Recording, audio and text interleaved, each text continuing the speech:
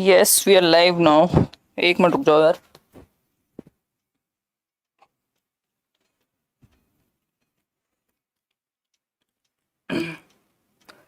Yes we are live now. Hello friends, this is Himanshi and welcome to let's learn. Hopefully अभी सब कुछ सही चल रहा होगा। वो होता है ना, किसी किसी गाने के नशे हो जाते हैं। मुझे कल से एक गाना मिल गया, मैं उसको रात और दिन सुन रही हूँ, सोते जागते।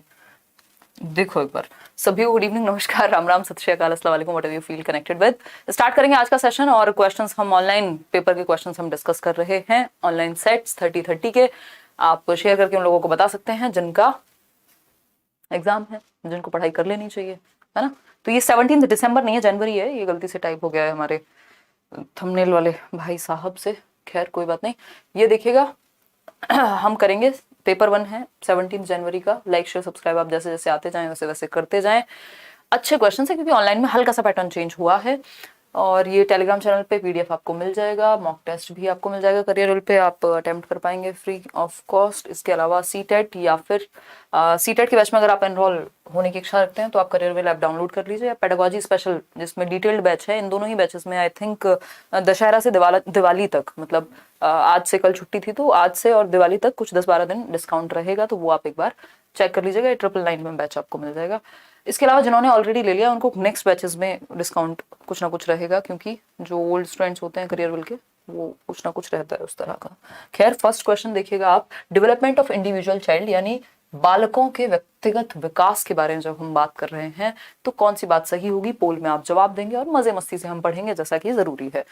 सीटेट नोटिफिकेशन का आप थोड़ा सा इंतजार कर रहे होंगे, मैं भी कर रही हूँ। जिस दिन नोटिफिकेशन आ जाएगा मतलब लिटरली आग लगा देंगे, लिटरली नहीं मतलब मेटाफोरिकली आग लगा देंगे। बहुत कुछ है जो आपको हेल्प करेगा, है ना। खैर देखिएगा फटाफट से। अगर हम बात करें इंडिविजुअल चाइल्ड की यानी व्यक्तिगत विकास की, बच्चे के व्यक्तिगत विकास की, तो फर्स्ट ऑप्शन है can be predicted accurately and absolutely by referring to the developmental milestones, यानी विकासात्मक प्रतिमानों को उद्धृत करके सटीकता से व पक्के तौर पर भविष्यवाणी की जा सकती है कि इस दिन इस समय इस क्षण बच्चा ये कर रहा होगा। तो ये तो भाई ईश्वर ही कर पाएंगे, अगर वो साक्षात नीचे आ जाए या आप किसी भी फॉर्म में एग्जिस्ट करते हैं जैसे भी, तो वो वही वैसे ही हो सकता है। वो तो या तो मूवीज में हो सकता है या फिर वो भविष्यवाणी वैसे वाला सीन हो जाएगा। एग्जैक्ट नहीं कर सकते आप, कुछ हद तक प्रोडिक्ट कर सकते हैं आप। किसको? विकास को, डेवलपमेंट को, कि बच्चे की हरकतों को देखते हुए कि भाई उसका ड्राइंग में अगर इंटरेस्ट है तो हो सकता है वो उस तरफ चला जाए। किसी की हाइट अगर बचपन में ही ज्यादा है तो वो उसकी हाइट ज्यादा रहेगी, ये प्रोडिक्शन आप अपना सकते हैं। किसी का म्यूजिक में इंटरेस्ट आप देख रहे हैं, बचपन से ही बच्चा डांस की तरफ बहुत ही ज्यादा इंक्लाइंड है, तो आप देख सकते हैं कि हाँ हो सकता है कि उस तरफ वो अच्छा कर पाए। लेकिन एक्यूरेटली तो कोई भी नहीं बता सकता, एक्यूरेटली किसे पता है क्या होना है ना। तो विकासात्मक और ये माइलस्टोन्स को ध्यान में रख करके कि माइलस्टोन्स क्या होते हैं, आज भी हम बैच में डिस्कस कर रहे थे। डेवलपमेंटल माइलस्टोन्स या डेवलपमेंटल टास्क जिनकी बात हैविंगहर्स्ट ने की थी कि इस एज में ये हो जाना चाहिए, ये है डेवलपमेंटल माइलस्टोन्स या डेवलपमेंटल टास्क, है ना। जैसे कि 25 की हो गई हो, शादी नहीं हुई है, डेवलपमेंटल टास्क है। एक तरह का मजाक कर रही हूं मैं, ये डेवलपमेंटल टास्क नहीं है, ये सोशियल टास्क है, सामाजिक भूमिका है या सामाजिक कार्य जैसी बात इसको हम मान सकते हैं, है ना। तो डेवलपमेंटल माइलस्टोन होते हैं कि भैया बच्चा इस क्लास में आ गया है या इस एज में है। मान लीजिए बच्चा 6 साल का है तो अब तो वो खुद से ग्लास पकड़ के पानी पी लेना चाहिए ना उसको। ऐसी ही एक्टिविटीज एज के अनुसार जो जरूरी है। कि बच्चा 2 साल का हो गया, चलना नहीं सीख पा रहा है या खड़े नहीं होना सीख पा रहा है, यानी वो डेवलपमेंटल टास्क पे खड़ा नहीं उतर पा रहा अपनी एज के अनुसार, ठीक है ना। बी ऑप्शन है can not B predicted at all, ये भी नहीं कह सकते कि बिल्कुल प्रेडिक्ट नहीं हो सकता, कुछ हद तक विकास का पूर्वानुमान लगाया जा सकता है ना।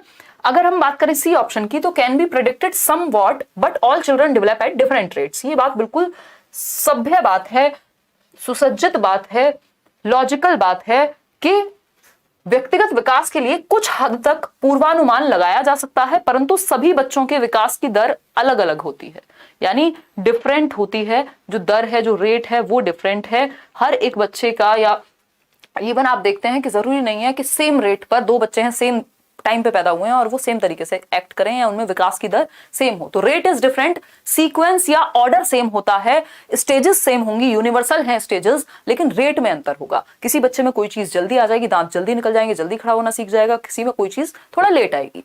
तो रेट डिफरेंट होता है, इसलिए हम एक्यूरेटली प्रिडिक्ट नहीं कर सकते। क्या कर सकते हैं? टू सम एक्सटेंट हम कर सकते हैं, यानी कुछ हद तक पूर्वानुमान लगा सकते हैं। जरूरी नहीं जिस बच्चे को आपने बचपन में देखकर कह दिया था ये साइंस में बहुत अच्छा साइंटिस्ट बनेगा और पता चले वो कल पत्ते खेलता हुआ पाया गया, है ना, तो ये क्या हुआ? प्रिडिक्ट नहीं कर पाए आप, कोई भी नहीं कर सकता पूरी तरह से तो 100%। इज डिसऑर्डरली एंड डिसकॉन्टिन्यूअस, यानी कि अव्यवस्थित व असतत होता है, नहीं, ऑर्डरली होता है विकास और कॉन्टिन्यूअस होता है। तो ये जो डिस लगा दिया इन्होंने, इसी ने काम खराब कर दिया। ठीक है ना, हमें समझना है चीजों को, उत्तर तक पहुंचने का प्रयास करना है, उत्तर को जस्ट जानना नहीं है। समझ पा रहे हो ना, भावनाएं समझ रहे हो, देख रहे हो आजकल मैं किस जोन में हूं। ठीक है ना, दर भिन्न होती है विकास की, बट अवस्थाएं सेम होती हैं। मिल जाएंगे आरजू। बहुत बढ़िया अलका, चलिए आगे बढ़ते हैं नेक्स्ट क्वेश्चन पे। नेक्स्ट पोल में आप जवाब दीजिएगा क्वेश्चन नंबर 2 का। विच of the following statement is correct, यानी कौन सा कथन सही है, करेक्ट है ना, बताइएगा कौन सा कथन करेक्ट है। ठीक है, कुछ हद तक विकास का क्या लगा सकते हैं, अनुमान लगा सकते हैं। ऐसे तो आप कई लोग, बाबा जी टाइप लोग भी आपको मिल जाएंगे जो कहते हैं अरे हमने तो कहा ही था। तो दो चार चीजों में से एक आध तो तुक्का भी लग जाता है, प्रोबेबिलिटी भी तो कोई चीज होती है ना। तो कौन सा कथन सही है ये देखना है। पहला ऑप्शन है डेवलपमेंट इज नॉट सीक्वेंशियल। तो हमने पढ़ा है कि डेवलपमेंट क्रमबद्ध होता है, ये कह रहे हैं क्रमबद्ध नहीं होता है, तो ये तो गलत बात हो गई। सीक्वेंस है कि बच्चा प्री नेटल स्टेज में होगा, फिर इन्फेंसी में होगा, फिर अर्ली चाइल्डहुड, फिर लेटर चाइल्डहुड, फिर एडोलेसेंस, फिर अडल्टहुड, फिर ओल्ड एज। ये क्या एक सीक्वेंस है, पैटर्न है। तो ये बात तो गलत हो गई कि नहीं होता सीक्वेंस में, और हमें करेक्ट चाहिए answer. Development is disorderly, again dis नहीं होता, ऑर्डरली होता है, ये भी गलत हो गई। अव्यवस्थित नहीं होता, व्यवस्थित या सतत होता है। Development is a continuous process, ये बात सही है कि ये वूम टू टूम चलेगा, लाइफ लॉन्ग चलने वाली प्रक्रिया है, कभी भी रुकती नहीं है ना। डिके भी इवन इसी का पार्ट है, तो विकास एक सतत प्रक्रिया है। C option is the right answer. Developmental milestones are not influenced by the cultural context, ऐसा नहीं है। अभी जैसा कि मैंने आपको एक ऑप्शन दिया या एक बात कही कि भैया इतने साल की हो गई हो अभी तक शादी नहीं की, ये कल्चर का प्रभाव है। अदरवाइज मतलब डेवलपमेंटल माइलस्टोन्स पे कल्चर का प्रभाव पड़ता है, इवन डेवलपमेंट पे भी कल्चर का प्रभाव पड़ता है। तो C option is the right answer. आगे बढ़ेंगे क्वेश्चन नंबर 3 पर। तो क्वेश्चन नंबर 3 क्या कहता है, पोल में आप जवाब देंगे। Children learns the knowledge, skills, values, customs of the society bye, यानी बच्चे अपने समाज के बारे में ज्ञान, मतलब समाज में क्या चीजें चल रही हैं, क्या होती हैं, उसके बारे में ज्ञान, रहने का तरीका, मूल्य, किन चीजों को सही और किन चीजों को गलत माना जाता है, क्या रीति रिवाज हैं जो फॉलो किए जाते हैं, ये सब कैसे सीखते हैं, कहां से सीखते हैं। बताइएगा फटाफट से, कहां से सीखते हैं, कैसे सीखते हैं, किससे सीखते हैं, जल्दी बताइए। इससे पहले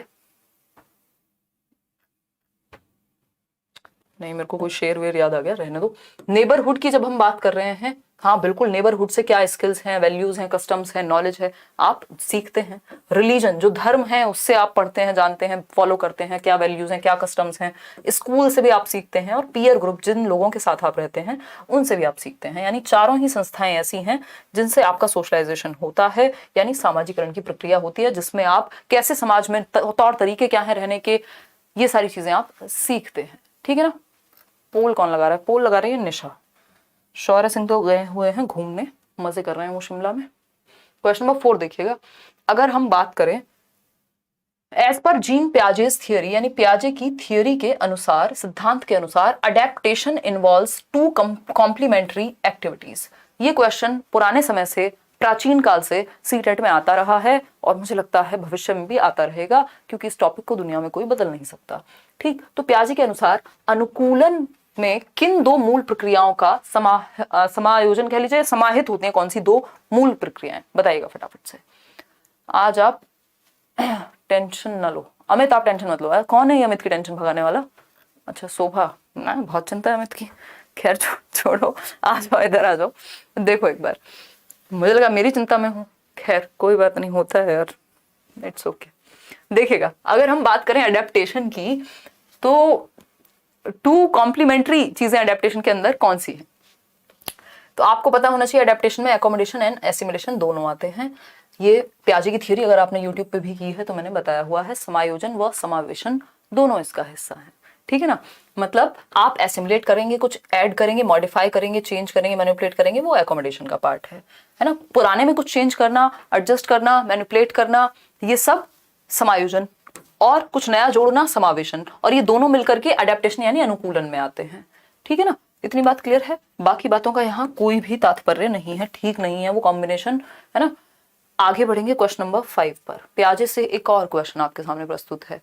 पियाजे क्या कह रहे हैं जरा जान लीजिए, देखिएगा एक बार। अगर हम बात करें पियाजे की, तो ये कह रहे हैं अकॉर्डिंग टू जीन पियाजे, at which stage of cognitive development do children gain the ability to arrange items along qualitative dimensions, यानी आइटम्स को अरेंज करने की क्षमता क्वालिटेटिवली, यानी उनके गुणों के आधार पर, साइज के आधार पर ही नहीं सिर्फ, such as length and weight, मतलब अलग अलग गुण के आधार पे, लेंथ भी वेट भी, उनका ध्यान रखते हुए एक सीक्वेंस में लगा पा रहे हैं बच्चे, यानी ऑर्डर सीख रहे हैं, यानी क्लासिफिकेशन सीख रहे हैं. Yet have difficulty in dealing with mental operations that involve abstract concepts, लेकिन उनको अमूर्त संक्रियात्मक अवस्था या अमूर्त संक्रियात्मक संप्रत्यों को लागू करने में दिक्कत होती है. मतलब क्या हुआ, सिंपल बात है, एब्स्ट्रैक्ट की दिक्कत कहाँ होती है, कॉन्क्रीट में होती है, कॉन्क्रीट ऑपरेशनल में, इसीलिए कॉन्क्रीट कहते हैं इसको.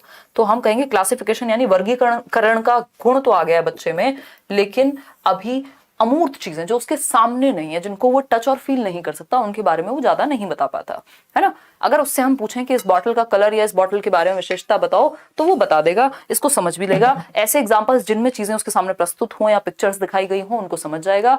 लेकिन अगर हम उसको कहें कि जेंडर इक्वालिटी की बात पे सोचो, तो उसके लिए वो चीज भारी हो सकती है. तो 7 से 11 फॉर्मल ऑपरेशनल में एब्स्ट्रैक्ट चीजें भी आ जाती हैं. ये कॉन्क्रीट ऑपरेशनल स्टेज वो स्टेज है जहां बच्चे में पहली बार लॉजिक आता है ना, पहली बार लॉजिक आता है. कॉन्क्रीट ऑपरेशनल स्टेज मूर्त संक्रियात्मक अवस्था है. इसके बारे में 2-3 चीजें हैं जो आप ध्यान रखेंगे. मैं CCS यूनिवर्सिटी है ना, चौधरी चरण सिंह, उससे याद रख सकते हो आप. क्लासिफिकेशन इसी स्टेज में आता है, वर्गीकरण. बच्चा चीजों की एबिलिटीज के आधार पे वर्गीकृत करने लग जाएगा. कंजर्वेशन, संरक्षण की जो संप्रत्य है, संरक्षण का जो क्षमता है संरक्षण की, वो भी आ जाती है. और सीरिएशन, सीरीज में लगाना, असेंडिंग डिसेंडिंग ऑर्डर, ठीक है, ये CCS की जो क्षमता है वो यहीं आती है कॉन्क्रीट ऑपरेशनल में. खैर, अब हम आगे बढ़ेंगे. और ये पहली बार कॉन्क्रीट चीजों को लेकर के लॉजिक आता है, यानी तर्क जब आता है पहली बार मूर्त चीजों के बारे में, वो इसी स्टेज में आता है, इसी स्टेज में तर्क आता है. देखिएगा क्वेश्चन नंबर 6. देखिएगा कौन चाचा चाची की बात कर रहे हैं. प्याजी चाचा नमस्ते. पूजा कह रही हैं. पूजा पूरे मस्ती के मूड में हूँ, रुला देंगे प्याजी चाचा अगर ठीक से नहीं समझे तो पेपर में.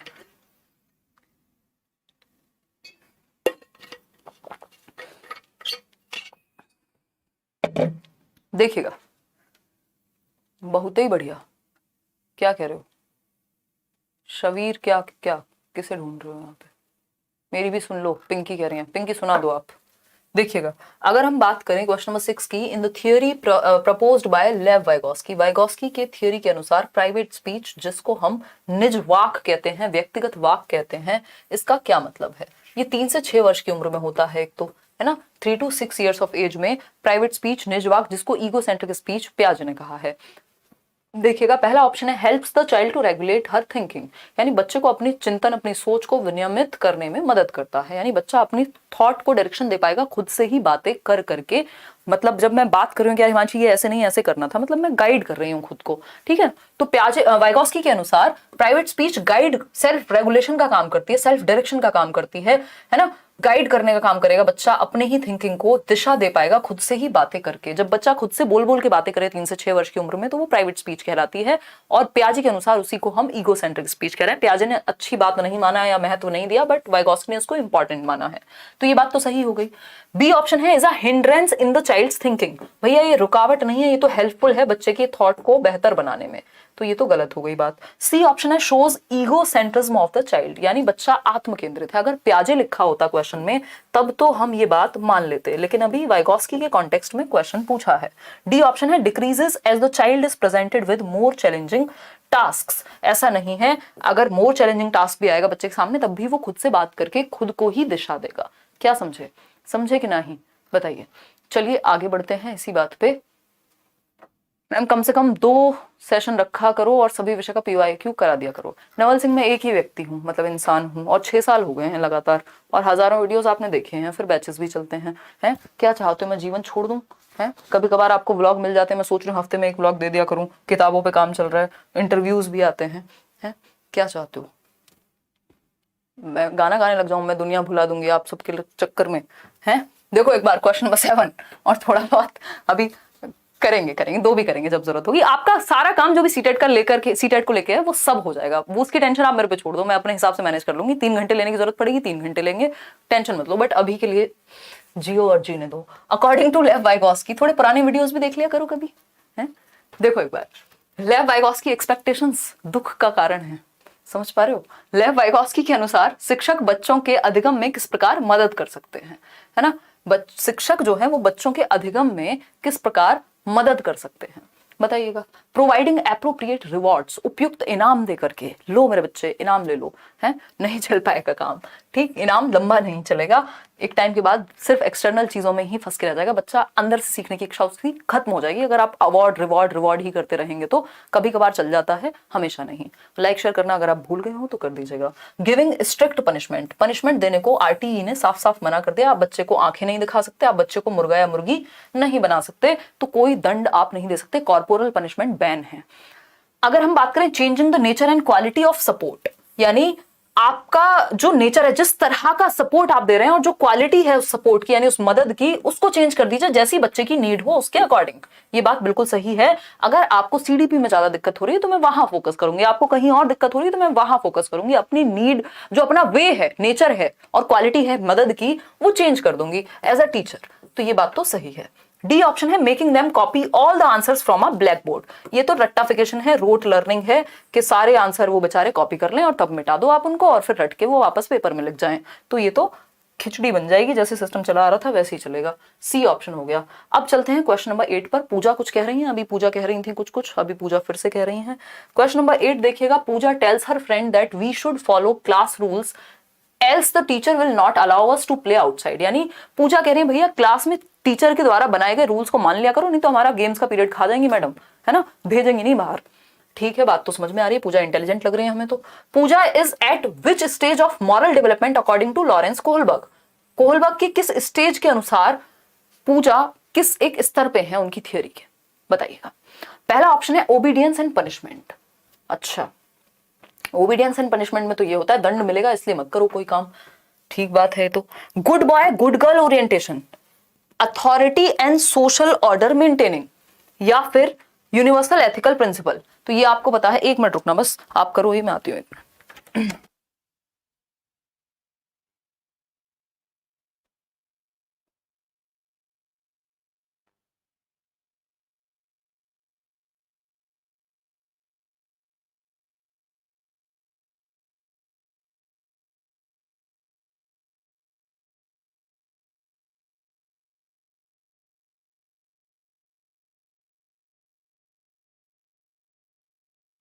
देखना एक बार।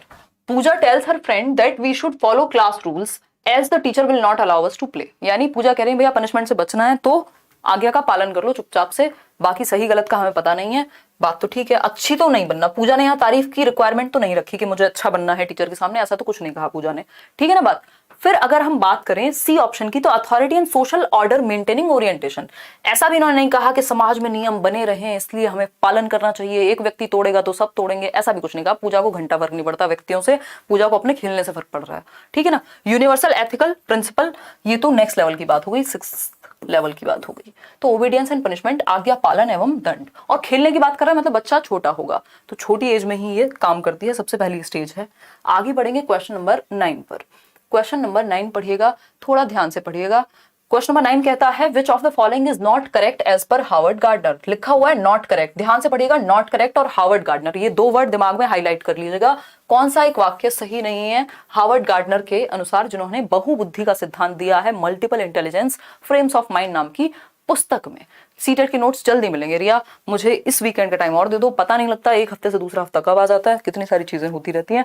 मैं जल्दी दे दूंगी आपको नोट्स, मैं सोच रही हूँ अनाउंस भी कर दे सीटेट तो थोड़ा और मजा आ जाए, बट दे दूंगी।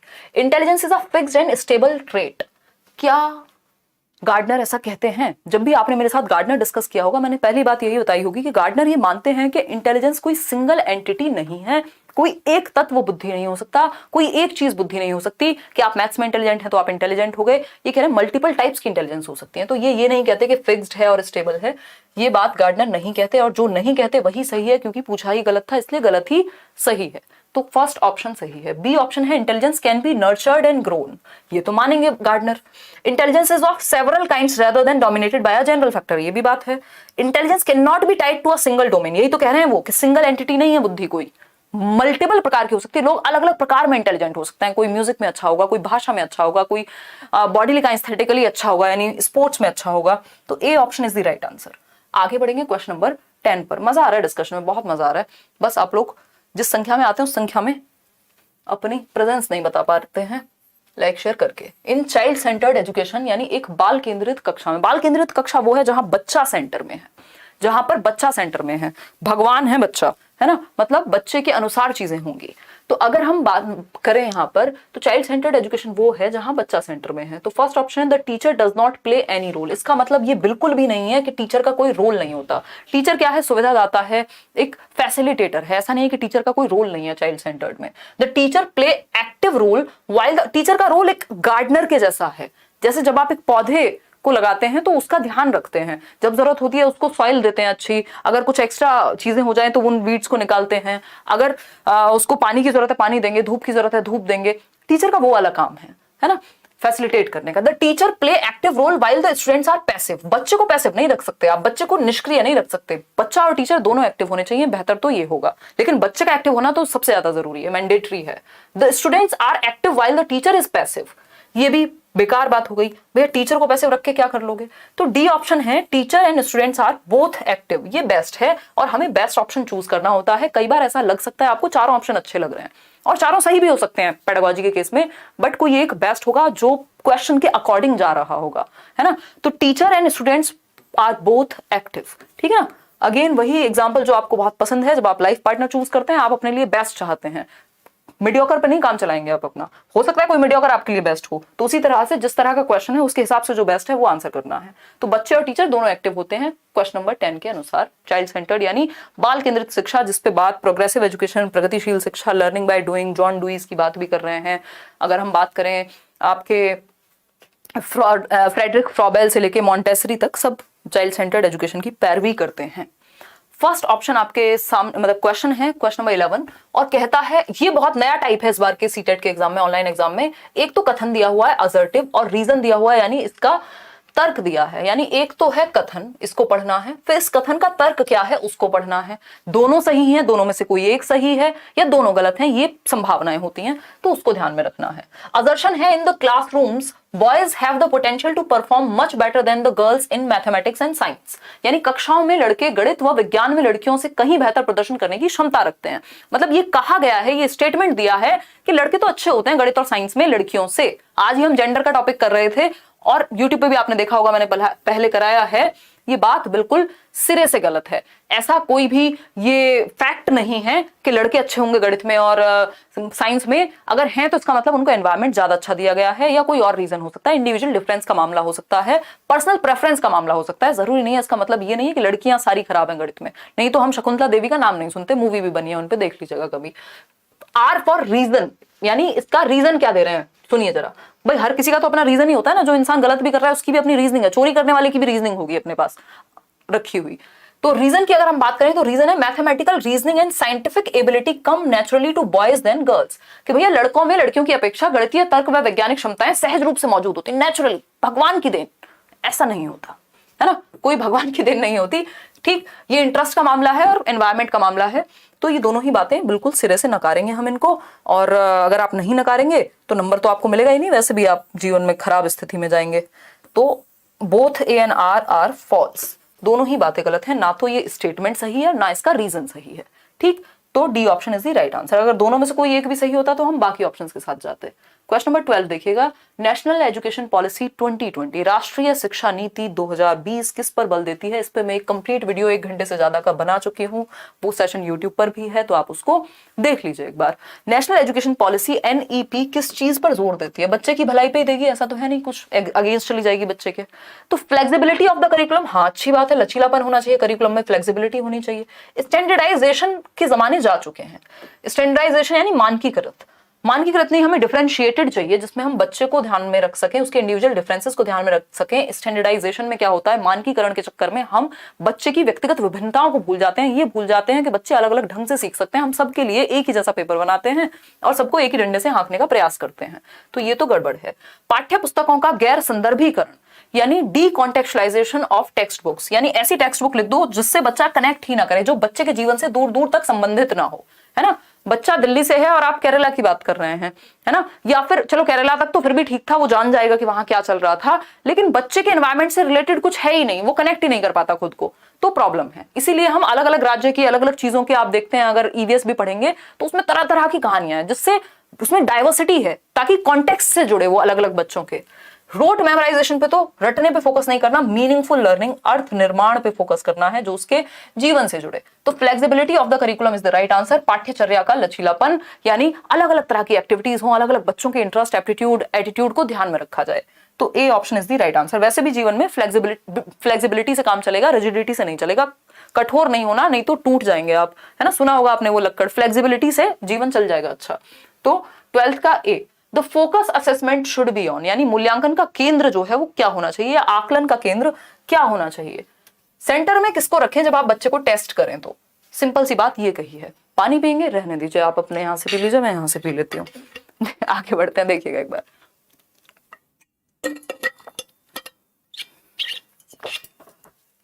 तुम्हें पीना है? नहीं मिलेगा। ले लो, जाओ ऐश करो यार, बहुत बड़ा दिल है मेरा, पानी तो ऐसे ही बांट देती हूँ। देखो एक बार, अपनी बॉटल लेके नहीं बैठती हो। The focus assessment should be on, यानी जब आप आकलन कर रहे हैं तो फोकस किस चीज पे होना चाहिए, बताइएगा। पहला ऑप्शन है reflecting what all the learners can not do, यानी अधिगम करता क्या नहीं कर सकता, इसका चित्रण करना। क्या नहीं कर सकता पे फोकस करेंगे आप, रिफ्लेक्ट सिर्फ इस चीज पे करेंगे, क्या नहीं कर सकता बच्चा, कैसे कर सकता है, क्या कर सकता है, पोटेंशियल पे फोकस करना है हमें। बी ऑप्शन है specifying the performance of the learners in comparison to the others in class. अगर आप दूसरे बच्चों से बच्चे को कंपेयर करेंगे तो ये उसके लिए नकारात्मक साबित होगा। आप बच्चे की आज की परफॉर्मेंस को उसकी कल की परफॉर्मेंस से कंपेयर कीजिए कि बेटा तुम 2 महीने पहले ऐसे थे, आज ऐसे हो। अच्छे हुए हो तो बहुत अच्छी बात है, और अच्छे बनो। नहीं हुए हो तो तुमको अपने आप से इंस्पायर होने की जरूरत है, ठीक है ना। Labelling the child into a normative category, यानी बच्चे को आप लेबल नहीं कर सकते, उस पर ठप्पा नहीं लगा सकते, कोई नहीं होते आप उस पर ठप्पा लगाने वाले, हर बच्चा अलग है। Detailing what and how the learner has been learning, ये जरूरी है। आप आकलन इसलिए कर रहे हैं, आप बच्चे को जांच इसलिए रहे हैं कि आप ये देख पाएं कि बच्चा क्या और कैसे सीखता है, ताकि उसको आप और अच्छा सिखा पाएं और मजेदार सिखा पाएं आप उसको, है ना, उसके पोटेंशियल के अकॉर्डिंग उसको आगे लेकर के जा पाए। नोट्स जल्दी डलवा देंगे, आप टेंशन मत लो। बहुत बढ़िया सौरभ, ग्रेट।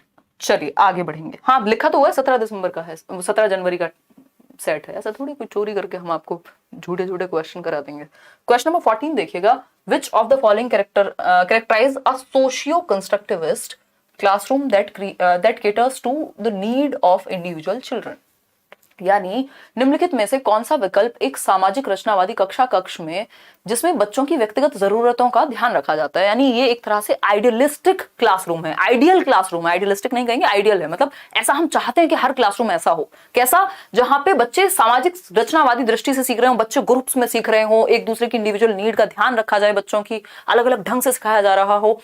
इस केस में कौन सा ऑप्शन सही है? फिक्स्ड सीटिंग अरेंजमेंट, यानी बच्चा एक जगह से हिल भी नहीं सकता, तो ये तो कंस्ट्रक्टिविस्ट क्लासरूम नहीं हुआ। रचनावाद तो बच्चा एक्टिव होगा ना क्लासरूम में, ठीक है ना चरणजीत। फिर आता है B option, teacher giving only instructions and expecting the children to be totally obedient. अब ये तो टीचर सेंटर्ड क्लासरूम हो गए दोनों ही। चाइल्ड सेंटर्ड कौन सा होगा? एक तो देखो रचनावाद में जिसपे एनसीएफ भी बेस्ड है आपका, एनसीएफ जो है नेशनल करिकुलम फ्रेमवर्क, राष्ट्रीय पाठ्यचर्या की रूपरेखा 2005, किस पे बेस्ड है? कंस्ट्रक्टिविज्म पर, रचनावाद पर। और रचनावाद ये कहता है कि बच्चे का एक्टिव होना जरूरी है, बच्चे का कंस्ट्रक्टिव होना, नाम से ही लिखा हुआ कंस्ट्रक्टिविज्म यानी रचनावाद, बच्चा रचना करेगा, ज्ञान का सृजन करने की क्षमता बच्चे में है, ऐसा पियाजे वाइगोस्की दोनों मानेंगे। तो ये बात भी गलत हो गई। मेमोराइजेशन तो मतलब रटने पे फोकस कर दिया आपने, बच्चा जहां एक्टिव होगा वो बेस्ट ऑप्शन है। Children discussing while working in groups, यानी बच्चों का आपस में चर्चा करते हुए समूह में कार्य करना, इससे पता चलेगा कि जो क्लासरूम है वो सोशियो कंस्ट्रक्टिविस्ट क्लासरूम है, बच्चे एक्टिविटी कर रहे हैं। और समाज का मतलब क्या? बच्चों के लिए ग्रुप में सीख रहे हैं, ठीक है ना। तो D option is the best answer over here. आगे बढ़ेंगे, क्वेश्चन नंबर 15 पर चलेंगे। क्वेश्चन नंबर 15 क्या कहता है जरा समझेंगे, मजे लेके क्वेश्चंस करेंगे, कोई जल्दीबाजी नहीं है। क्वेश्चन नंबर 15 देखिएगा, which of the following is an appropriate question to assess critical thinking. देखो क्रिटिकल थिंकिंग क्या है? नेशनल एजुकेशन पॉलिसी कहती है कि हमें बच्चों में 21वीं शताब्दी के कौशल विकसित करने, यानी 21st सेंचुरी स्किल्स बच्चों में डेवलप करनी है। कौन सी हैं वो चाहे डिजिटल लिटरेसी हो, चाहे वो क्रिटिकल थिंकिंग हो, क्रिएटिविटी हो, डिसीजन मेकिंग हो, ये सारी चीजें। क्रिटिकल थिंकिंग क्या है? जस्ट मान ना लेना, बच्चों को अपने दिमाग को लगाने देना, लॉजिक को विकसित करना उसके। तो पहला ऑप्शन अगर हम देखें कि आपको ये देखना है कि बच्चा आलोचनात्मक चिंतन उसके अंदर को बढ़ावा दे पा रहे हैं आप या नहीं दे पा रहे हैं, मतलब उसको सोचने पे मजबूर कर पा रहे हैं या नहीं कर पा रहे हैं, इन शॉर्ट बात ये है, ठीक। तो आपको 325 में 48 जुड़वाने को कहा गया, तो ये तो सिंपल जो आपने सीखा है उसको अप्लाई कर दिया, इसमें कहां आपके चिंतन पे जोर पड़ा। अगर आपको आता है एडिशन तो आप जोड़ देंगे, नहीं तो नहीं। फिर है ये क्लोज एंडेड है, ये मुक्त उत्तर नहीं है, ओपन एंडेड नहीं है। क्लोज एंडेड क्वेश्चन से दूर ले जाकर के हमें ओपन एंडेड क्वेश्चन करने होते हैं अगर हम क्रिटिकल थिंकिंग की बात कर रहे हैं तो। बी ऑप्शन है in which year was the child marriage restraint act passed, यानी अगर हम बाल विवाह प्रतिबंधन अधिनियम की बात कर रहे हैं तो किस साल आया था, तो जिसको याद होगा वो बता देगा, इसमें कौन सा उसने अपनी रिसर्च थोड़े ना लगाई है कुछ, तो ये भी मेमोरी बेस्ड क्वेश्चन है। डिफाइन द टर्म रेसिप्रेशन, अगर आप रेसिप्रेशन को डिफाइन करने की बात कर रहे हैं तो अगेन ये मेमोरी बेस्ड क्वेश्चन है, उसको याद होगा तो बता देगा, उसने खुद तो बनाया नहीं है रेस्पिरेशन। डी ऑप्शन है analyse the various reason of pollution in your city and think of various measures to reduce the pollution. वैसे भी तीनों ऑप्शन कट चुके थे तो सिर्फ डी ही बचा था, या अभी भी किसी को डाउट था कि और इसको भी चेक कर लें, भाई 3 नहीं थे तो 4th ही होगा। ठीक, तो अपने शहर में प्रदूषण के विभिन्न कारणों का विश्लेषण कीजिए और प्रदूषण करने के विभिन्न उपाय सोचिए। प्रदूषण करने के, प्रदूषण को दूर करने के, रिड्यूस करने के, कम करने के, है ना। ये या तो हमारे टाइपिस्ट जी का कमाल है या फिर आपके सीटेट ने ही, सीबीएसई ने ही गलत दे दिया होगा, दोनों में से एक हो सकता है। ठीक है ना। तो प्रदूषण कम करने के उपाय सोचे बच्चा, और क्या रीजंस हो सकते हैं जिसकी वजह से पॉल्यूशन होता है, तो बच्चे को सोचना पड़ेगा। अरे मेरे पिताजी भी अकेले जाते हैं गाड़ी में पॉल्यूशन फैलाते हुए, है ना, उनको बस में भेजूंगा कल से, तो वो बताएगा ऐसा कुछ कुछ। ठीक है ना, तो बच्चे की सोच जागृत होगी, वो क्रिटिकली अलग अलग ढंग से सोचेगा एक पॉइंट पर।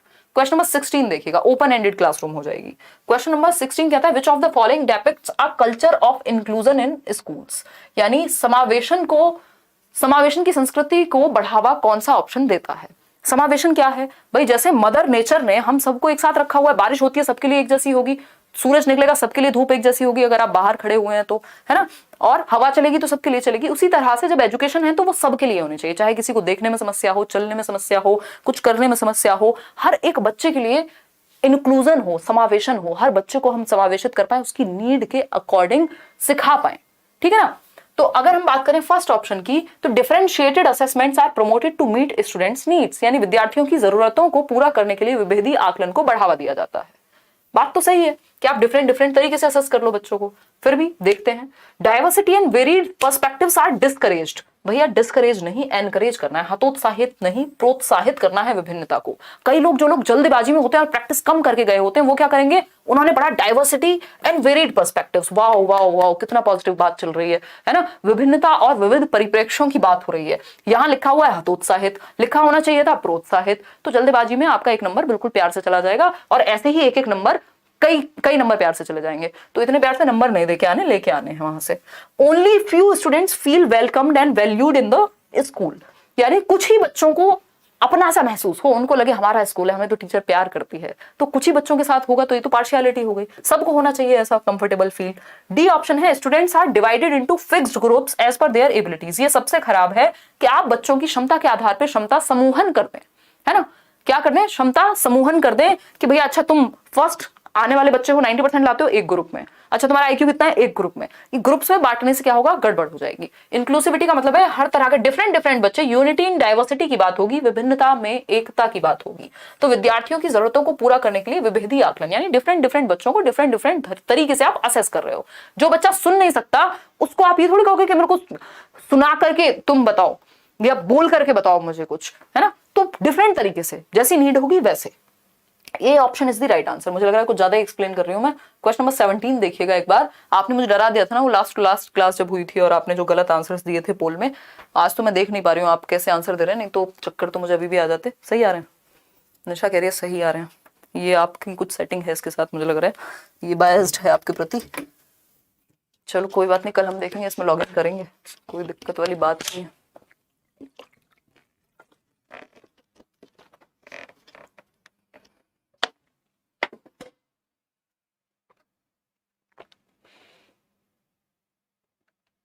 ऑल सब्जेक्ट की पेडागोजी करा देंगे, क्यों टेंशन में रहते हो, पुरानी वीडियो देख के काम चलाओ, कराएंगे कुछ दिन बाद, मूड बनेगा जब हो जाता है 18 के आसपास। आसिफ देखिएगा, अलग अलग राइटर अलग अलग बात कहेंगे इस पे भी। क्वेश्चन नंबर 17 देखिएगा, in a class comprising of culturally diverse students, यानी एक ऐसी क्लास जहां सांस्कृतिक विभिन्नता हो, अलग अलग संस्कृति के लोग या बच्चे इन्वॉल्व हो। विच of the following should be avoided by a teacher, यानी इनमें से कौन सी एक चीज को अवॉइड किया जाना चाहिए एक टीचर के टीचर को कौन सी चीज से बचना चाहिए ऐसी क्लास में जहां डाइवर्सिटी वाले बच्चे हों, अलग अलग संस्कृति वाले बच्चे हों? बताइए जरा, क्या नहीं करना चाहिए? इन शॉर्ट, अवॉइडेड का मतलब है क्या नहीं करना चाहिए टीचर को। नॉट वाला क्वेश्चन है, 3 इडियट की तरह ऐसे कान एकदम खड़े करके ध्यान से आंसर करेंगे। क्वेश्चन आसान होते हैं ऐसे, बट फंसा देते हैं आपको। 1 नंबर प्यार से चला जाएगा, और प्यार से नंबर हम देंगे नहीं, लड़ेंगे नंबर के लिए, अंत तक लड़ेंगे, है ना, अपनी आखिरी सांस तक, अपनी आखिरी श्वास तक लड़ेंगे। मूवीज में ऐसे होता है ना, देखिएगा ए ऑप्शन देखिएगा, bringing examples from diverse cultures in the discussion.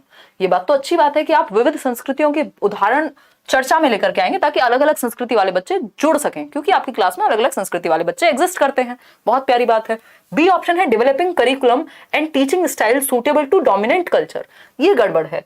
प्रभावी संस्कृति के लिए उपयुक्त पाठ्यक्रम और शिक्षण शैली का विकसित करना, ये गलत है कि आपको लग रहा है कि ये कल्चर डोमिनेंट है इस जगह पे जहां मेरा स्कूल है, तो इस कल्चर के लिए ही मैं अच्छे मेथड्स बनाऊं, तो ये तो बायसनेस हो जाएगी, ये गलत हो जाएगा। लेकिन क्योंकि ये गलत है इसीलिए सही है, क्योंकि पूछा ही गलत था, है ना। ऊपर वाला बिल्कुल प्यारा उत्तर था, बहुत ही अच्छी बात कही गई थी कि डाइवर्स लर्नर ये वो, बट उत्तर के अनुसार ठीक नहीं था। व्यक्ति अच्छा था, आपके लिए अच्छा नहीं था, ऐसा ही हुआ।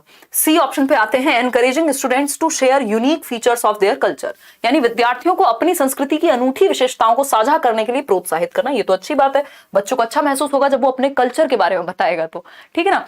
फिर आएंगे डी ऑप्शन पे, promoting a culture of respect and acceptance among students, यानी विद्यार्थियों के बीच सम्मान और स्वीकृति की संस्कृति को बढ़ावा देना, कि हर किसी की संस्कृति को, दूसरे बच्चों के कल्चर को भी आपको रिस्पेक्ट करनी है, ये आप बच्चों को मैसेज दें। अब आपने इस क्वेश्चन से 2 चीजें सीखी। एक तो ये कि क्या नहीं करना है कल्चरली डाइवर्स क्लासरूम में, है ना, कि वहां आपको ये नहीं करना है कि कुछ ही बच्चों के कल्चर को इंपॉर्टेंस देनी है और बाकी के बच्चों को इंपॉर्टेंस नहीं देनी है उनके कल्चर को, अगर उनका कल्चर उतना मशहूर या डोमिनेंट नहीं है तो। पहली बात तो हमने ये सीखी। बाकी 3 बातें हमने ये सीखी दूसरे सेक्शन में, कि एक तो हमें अलग अलग कल्चर के एग्जाम्पल्स देने हैं एक कल्चरली रिच एनवायरनमेंट में। भाई नॉट हटा के भी तो क्वेश्चन पूछा जा सकता है, तो उस केस में आपको पता हो कि डाइवर्स कल्चर से एग्जाम्पल्स आपको लेकर के आने हैं, विविध प्रकार के उदाहरण आपको देने हैं बच्चे को। दूसरी चीज क्या हो, एनकरेज करना है जो भी अच्छी बातें हैं हर एक कल्चर में उस चीज को। तीसरी चीज क्या है, हर एक कल्चर की रिस्पेक्ट करना है बच्चे को, ये सिखाना है। जैसे हम शुरुआत में बोलते हैं गुड इवनिंग एवरीवन, और सभी को गुड इवनिंग, नमस्कार, राम राम, सत श्री अकाल, अस्सलाम वालेकुम, what you feel connected with. ये क्या है, ये रिस्पेक्ट है हर एक कल्चर की, जो मैं कोशिश करने की अपनी बात के थ्रू, अपने थ्रू कन्वे करने की कोशिश कर रही हूँ, ठीक है ना। तो ये सिंपल बात हो गई। B option is the right answer. आगे बढ़ेंगे क्वेश्चन नंबर 18 पर। भावुक हो गए हूं, मैं कुछ ज्यादा ही एक्सप्लेन कर रही हूँ। देखिएगा एक बार, क्वेश्चन नंबर 18 का जवाब दीजिए। मैम आज सीजी टेट का आंसर की आया है, उसमें मेरा 114 नंबर आया 150 में से।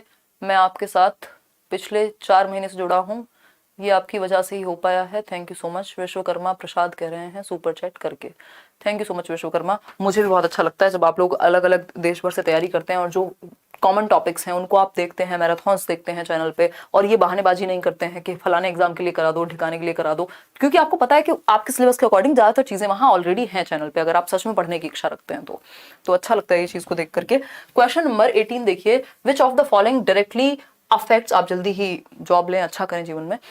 Which of the following directly affects learners' ability to read, interpret and understand letter and words? मतलब क्या हुआ, निम्नलिखित में से किससे विद्यार्थी की अक्षरों और शब्दों को पढ़ने, उनकी व्याख्या करने और उन्हें समझने की क्षमता सीधे प्रभावित होती है। मतलब आपकी पढ़ने की जो एबिलिटी है, चीजों को समझने की जो एबिलिटी है, इंटरप्रेट करने की जो एबिलिटी है, वो डायरेक्टली प्रभावित, यानी इन शॉर्ट रीडिंग की एबिलिटी। डिसलेक्सिया, याद कीजिए तारे जमीन पर ईशान अवस्थी, डिसलेक्सिया। ऐसा बच्चा वॉज को 100 पढ़ सकता है, बी को डी पढ़ सकता है ना, 6 को 9 पढ़ सकता है, गॉड को डॉग पढ़ सकता है ना, और क्या हो सकता है, इस तरह की बहुत सारी चीजें रिवर्स में पढ़ सकता है। बेसिकली वो रिवर्स वाली प्रॉब्लम इसमें होती है, वर्ड्स को, लेटर्स को इंटरप्रेट करने में उसको दिक्कत होगी। डिस्ग्राफिया जो है वो लेखन वैफल्य है, राइटिंग से रिलेटेड होता, अगर यही बात राइटिंग की होती तो हम इसके साथ जाते, अगर मैथ्स की होती तो हम डिस्कैलकुलिया कह देते क्योंकि कैलकुलेशन की बात है। तो ये वाचन वैफल्य या पठन वैफल्य कहते हैं इसको, डिसलेक्सिया को। गति समन्वयन कौशल होता है डिस्फेजिया, इसमें आपको कॉम्प्रिहेंड करने या भाषा को यूज करने, बोलने में भी दिक्कत हो सकती है। ठीक, तो C option is the right answer. आगे बढ़ेंगे, और जीवन में आगे बढ़ना बहुत जरूरी होता है, इसलिए हम आगे बढ़ेंगे। क्वेश्चन नंबर 19 देखिएगा। क्वेश्चन नंबर 19 क्या है समझते हैं। क्वेश्चन नंबर 19 है, to ensure successful inclusion of students with locomotor disability. एक प्रॉब्लम होती है जिसको हम कहते हैं लोकोमोटर डिसेबिलिटी, यानी हड्डियों से या जोड़ों से रिलेटेड प्रॉब्लम है, बच्चे को चलने फिरने में, मूव करने में, मोटर एक्टिविटीज करने में दिक्कत होगी। तो ऐसे बच्चे को अगर आप चाहते हैं क्लास में सक्सेसफुली इंक्लूड हो तो आपको क्या करना चाहिए? नाहिदा धन्यवाद, आपने कहा एनर्जेटिक सेशन। मैं अपनी एनर्जी को वापस लाने की पूरी कोशिश कर रही हूँ। जीवन में उतार चढ़ाव चलते रहते हैं, स्पीड में पढ़ाइए मैम। अजमल इतनी स्पीड में पढ़ा देंगे किसी ने सोचा नहीं होगा, है ना। स्पीड में तो मैं बहुत तेज पढ़ा सकती हूँ, ये बात आप सब इस बात से अवगत हैं, बट ऐसी कौन सी ट्रेन छूट रही है यार, थोड़ा सा नॉर्मल चल लेते हैं। और वैसे इतना बोलना पड़ता है पेडागोजी में, इतने इतने रामायणे हैं, रामायण तो कोई शब्द नहीं होता होगा, रामायण है, उसमें भी मैं बिल्कुल ससम्मान ये बात कह रही हूँ। रामायण को बिल्कुल भी खराब नहीं बता रही हूँ, बस ये बता रही हूँ कि एक बड़ा ग्रंथ है रामायण, नहीं तो कई लोग इस बात को भी दिल पे ले जाएंगे। देखिएगा एक बार, मैंने खुद बचपन में बहुत पढ़ी है, देखी भी है। To ensure successful inclusion of students with locomotor disability, यानी गतिक दिव्यांगता, यानी चलने फिरने से रिलेटेड जिनको भी दिव्यांगता है उनको आप कैसे, अच्छा कुछ और पूछा है भाई, to ensure successful inclusion of students with locomotor disabilities it is important to avoid. इसका आंसर दिखाना जरा, इसमें गड़बड़ की होगी ज्यादातर लोगों ने, दिखाओ फटाफट फटाफट। क्या पोल ही नहीं भेजा था? कमाल करती हो, वाह, फोन में लगी रहो, हैं बंदा है नहीं कोई, फोन में लगना है इनको, हैं। आंटी को बताऊंगी आज कि आपकी बेटी वहां बैठ के क्लास में फोन में लगी रहती है, जरा देखो कोई हो तो। हमें तो बता नहीं रही है, कोई बात नहीं, एक बार इसका आंसर दो। मतलब हमारे पोल वाले लोग ही सो जाते हैं हम यहाँ इतनी एनर्जी में लगे पड़े हैं, वो अपना चुपचाप चैटिंग कर रहे हैं। और खाना खाया है, ये पूछ रहे हो तुम? तुमसे तो ये उम्मीद नहीं थी हमें, बेहतर की उम्मीद किए थे हम। कौन सा एक्ट पढ़ रही थी? अभी पढ़ना है तुम्हें सारी दुनिया की चीजें।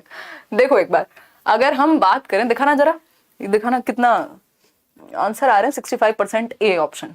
अब तो आप सीख गए होगे, चलो देखते हैं, क्योंकि क्वेश्चन ने घुमा दिया है। पूछा है गतिक दिव्यांगता वाले विद्यार्थियों का सफल समावेशन सुनिश्चित करने के लिए निम्न में से किससे बचना महत्वपूर्ण है। मतलब क्या नहीं करना है, नॉट वाला क्वेश्चन हो गया ये, है ना। अवॉइड लिखा था ना, 65% लोग ए कह रहे थे, अभी तो पता लगेगा, मैंने तो पता नहीं है पहले से आंसर, देखती हूँ अभी। अवॉइड यानी किस चीज से बचना है उन बच्चों के साथ डील करने में जिनको चलने फिरने में दिक्कत है। पहला ऑप्शन है allocating classrooms, library and labs on the top floor. कमाल कर दियो पांडे जी, आज तो आप दिल खुश हो गया। मतलब मुझे उम्मीद नहीं थी कि आप ये सही उत्तर दोगे, आपको समय मिल गया ना, इन्होंने पोल दिया नहीं टाइम पे, और तब तक आपको शक हो गया होगा मेरी शक्ल देख के। देखिएगा, तो ऊपरी मंजिल पर कक्षाओं, पुस्तकालय और प्रयोगशालाओं का आवंटन नहीं करेंगे। भाई जिन बच्चों को चलने फिरने में दिक्कत है, बैसाखी से आ रहे हैं या व्हील चेयर से आ रहे हैं या और कोई दिक्कत है उनको चलने फिरने में, मूव करने में, तो उन बच्चों की class first floor, second floor या 18वीं मंजिल पे थोड़े ना रखोगे, अगर होती है स्कूल में तो, है ना। आप रखोगे ग्राउंड फ्लोर पे, इस चीज से आप बचोगे। बहुत बढ़िया, तालियां बजा दीजिए अपने लिए। मम्मी से कहेगा लड्डू लेके आए आपके लिए। विद्यालय के सभी क्षेत्रों को रैंप और लिफ्टों से समतल करना, यानी levelling of all areas of school with ramps and lifts. ये बात सही है कि जितना हो सके स्कूल के जितने भी एरिया हैं वहां पे रैंप्स बनवाई जाएं, जिससे कि बच्चा जा सके, अगर वो सीढ़ी नहीं भी चढ़ सकता तो रैंप का इस्तेमाल करे या लिफ्ट का इस्तेमाल करे। ये बात सही है। इससे ये एक तरह से आपका इंक्लूसिव एजुकेशन का एक आरपीडब्ल्यूडी एक्ट कहता भी है कि हमें पब्लिक जितने भी प्लेसेस हैं उनको एक तरह से डिसेबिलिटी फ्री करना है, कि हर कोई जा सके वहां पे, चाहे वो मेट्रो हो, चाहे वो हॉस्पिटल्स हो, चाहे वो स्कूल्स हो। Making adaptations as per students requirements, ये बात भी सही है, जैसी बच्चों को नीड हो उसके हिसाब से आप अपने अडेप्टेशन कर लीजिए। रीजनेबल एकोमोडेशन इन सीटिंग अरेंजमेंट, यानी कि सही से आप उचित व्यवस्था करें बच्चों के बैठने की, ये बात भी सही है। अब बात क्या सही नहीं है, बात सिर्फ ए ही सही नहीं है, और आपने उत्तर बिल्कुल सही दे दिया है ना। ये मेरी ही वीडियो मुझे दिखाई जा रही है। खैर चलिए आते हैं, आज तो हम लगभग 8000 लोग जुड़ ही चुके हैं, तो इसी बात पे ताली बजाइए और खुश रहिए और सीखते जाइए, है ना। आपको क्या लगा मैं ये कहूंगी लाइक कर दीजिए? नहीं, मैं इतनी भी स्वार्थी नहीं हुई। देखिए question number 20, which of the following is not an identifying characteristic of student with creativity, यानी वो बच्चा जो कुछ नया ओरिजिनल करने की क्षमता रखता है उसकी कौन सी विशेषता नहीं है, बताइएगा, फटाफट से बताइएगा। निम्नलिखित में से कौन सी सृजनात्मक विद्यार्थी की पहचान संबंधी विशेषता नहीं है। ये नहीं है वाले क्वेश्चंस पे थोड़ा सा ध्यान से आंसर करना होता है, ऐसे कान खड़े कर लेने होते हैं और थोड़ा चौकन्ना होकर के जवाब देना होता है। तो क्रिएटिविटी का लक्षण हायर ऑर्डर प्रॉब्लम सॉल्विंग, हाँ भाई उच्च क्रम समस्या समाधान, अलग अलग सी मुश्किल समस्याएं भी बच्चा सॉल्व कर देगा। फिर आता है कन्वर्जेंट थिंकिंग, ये जस्ट ऑपोजिट है, क्रिएटिविटी का दुश्मन है कन्वर्जेंट थिंकिंग होना। अब सारी चिंतक है अगर कोई बच्चा तो वो क्रिएटिव नहीं होगा, वो इंटेलिजेंट हो सकता है बट वो क्रिएटिव तो कतई ही नहीं होगा, है ना। तो ये इंटेलिजेंस से जोड़ा है किसने, जेपी गिलफर्ड ने किसको? अभिसारी चिंतन को। और जेपी गिलफर्ड ने ही क्रिएटिविटी से जोड़ा है डाइवर्जेंट थिंकिंग को, यानी बिखरती हुई सोच, अलग अलग दिशाओं में सोच, बिखरती नहीं दिशाओं में सोच। नोवल इनोवेशन, कुछ नया, एडिशन की तरह बल्ब बनाएंगे, बिल्कुल सही बात है, नवाचारी प्रयोग है। स्ट्रॉन्ग सेंस ऑफ क्यूरियोसिटी, यानी जिज्ञासा की प्रबल भावना, बहुत क्यूरियस होते हैं, कुछ नया मिल जाए, कुछ डिफरेंट, हर चीज पे क्वेश्चन पूछेंगे। तो तीनों बातें सही हैं, बट बी गलत है, और जो गलत है वही सही है क्योंकि पूछा ही गलत था। चलिए खैर आगे बढ़ेंगे क्वेश्चन नंबर 21 पर। अभी 10 क्वेश्चन और रहते हैं, बट हमें मजे इतने आ रहे हैं, हम क्या करें, एंजॉय करेंगे क्लास को। क्वेश्चन नंबर 21 है, in order to facilitate long term remembrance, यानी आप चाहते हैं बच्चे आपको भूले ना, याद रहें, है ना, आप दिलो दिमाग में ताजा रहें किसी के, तो क्या करेंगे आप? ऑफ अ पर्टिकुलर कंटेंट, यानी किसी एक कंटेंट की बात हो रही है, कोई एक कंटेंट आपके दिमाग में हमेशा रहे। विच of the following strategy should be avoided by a teacher, है ना, लोग ऐसे करते हैं ना, बर्थडेज पे या प्रपोजल्स पे, शादी पे, ऐसा करेंगे कोई जिंदगी भर ना भूले, ऐसा कुछ बनाएंगे, ऐसा कुछ सरप्राइज देंगे। तो लेकिन वो सरप्राइज देते हुए आपको क्या अवॉइड करना है? सिंपल बात ये पूछिए घुमा फिरा के, है ना, कि किसी विशेष विषय वस्तु को आप चाहते हैं, कोई चीज इंपॉर्टेंट है, कोई चीज अच्छी है, तो बच्चे के दिमाग में लंबे समय तक रहनी चाहिए। तो उस चीज के लिए आप किस चीज से बचेंगे, कौन सी रणनीति का पालन नहीं करेंगे, बताइएगा फटाफट से, क्या नहीं करेंगे, फटाफट से बताइएगा। अप्लाइंग निमोनिक्स, निमोनिक्स तो अच्छा तरीका होता है, ये जो हम और आप, मतलब मैं और आप बहुत बार डिस्कस करते हैं, मैं आपको बताती ही हूँ। निमोनिक सिंपल तरीका, ये भी निमोनिक है। ये जो सीसीएस मैंने आपको बताया था कि कंजर्वेशन, क्लासिफिकेशन और सीरिएशन का जो गुण है वो क्या है? निमोनिक है एक, ठीक। तो निमोनिक से याद रहता है, ये मेमोरी की स्ट्रेटेजी है। ये तो अच्छी बात हो गई, हमें तो बुरी बात ढूंढनी है जिसको अवॉइड करना हो, है ना। मेकिंग ऑर्गेनाइजेशनल चार्ट्स, अगर आप प्रॉपर फ्लो चार्ट वगैरह बना रहे हैं तब भी लंबे समय तक याद रहेगी कोई बात, कोई कंटेंट, कोई सामग्री। प्रेजेंटिंग डिसजॉइंटेड वर्ड्स, अगर आप डिसकनेक्टेड चीजें लगा देंगे तो याद नहीं रहेगी। असंबद्ध शब्द प्रस्तुत करना ये गलत बात है, क्योंकि आपस में कोई कनेक्शन नहीं है चीजों का, याद ही नहीं कर पा रहे। भाई सीसीएस से आपको याद है क्योंकि मैंने आपको चौधरी चरण सिंह यूनिवर्सिटी का एक कॉन्टेक्स्ट दे दिया, मतलब एक कॉन्टेक्स्ट होना चाहिए, डिसजॉइंटेड नहीं होने चाहिए जिनका आपस में कोई संबंध ही ना हो, चीजें कनेक्ट होनी चाहिए एक दूसरे से। यूजिंग इमेजरी, इमेज से तो याद रहती हैं चीजें। 65% लोग तो विजुअल लर्नर्स हैं जिनको देख के अच्छा सीखने में समझ आता है। तो सी ऑप्शन गलत है और वही सही है क्योंकि पूछा ही गलत है। क्वेश्चन नंबर 22 देखिए, अब हम स्पीड थोड़ी बढ़ा लेते हैं, हमारे जीवन में और भी कमिटमेंट्स हैं। क्वेश्चन नंबर 22 देखिएगा, students learn better when material to be learned is dash, यानी बच्चे तब बेहतर सीखते हैं जब जो सामग्री हो वो कैसी हो, बताइए। फर्स्ट ऑप्शन है कॉम्प्लेक्स एंड एक्सटेंसिव, यानी जटिल और व्यापक हो। भाई जटिल बना दोगे तो कैसे सीखेंगे, दिक्कत हो जाएगी।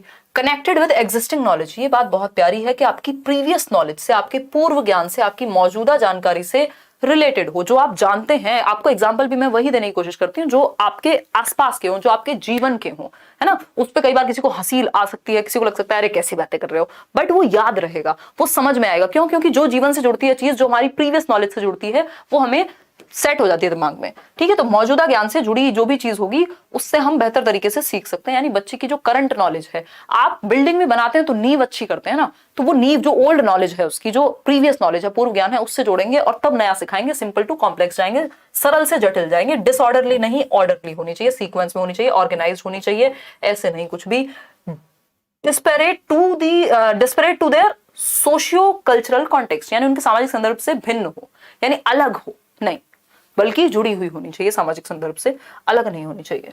तो B option was the right answer. Question number 23 देखिएगा, क्वेश्चन नंबर 23 देखिएगा, which of the following contributes to students failure in academic achievements, यानी बच्चों का शैक्षणिक उपलब्धियों में विद्यार्थियों की विफलता में क्या योगदान है, मतलब बच्चों की जो भी शैक्षणिक विफलता है उसमें क्या क्या योगदान है, क्या चाहिए आपको, बताइए जरा। बच्चे क्यों नहीं अचीव कर पा रहे, इसमें किसका योगदान है, ये पूछा है। मैम प्लीज, क्या हंसा रही हो ज्यादा या रो रहे हो?